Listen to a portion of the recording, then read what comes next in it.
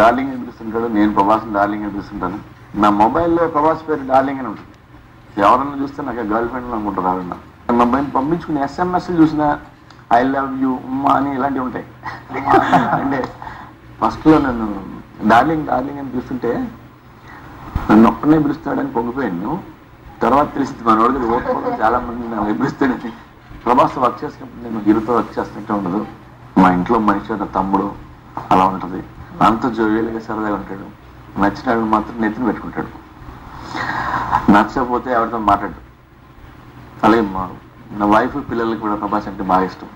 మా ఇంట్లో ప్రభాస్ ఫోటో ఉంటుంది, పెద్ద photo. Very family person, very lovely person Prabhas.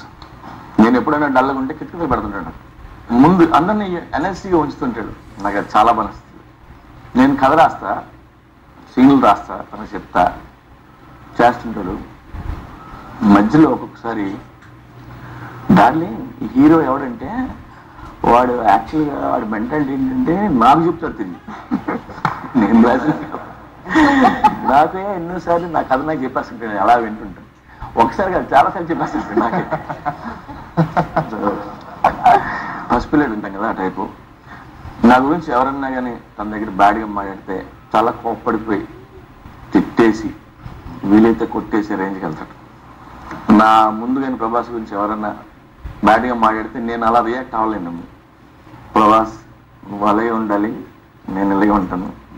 I love you darling. I love you too. Everybody says, mate, you're very childlike. That's the first time.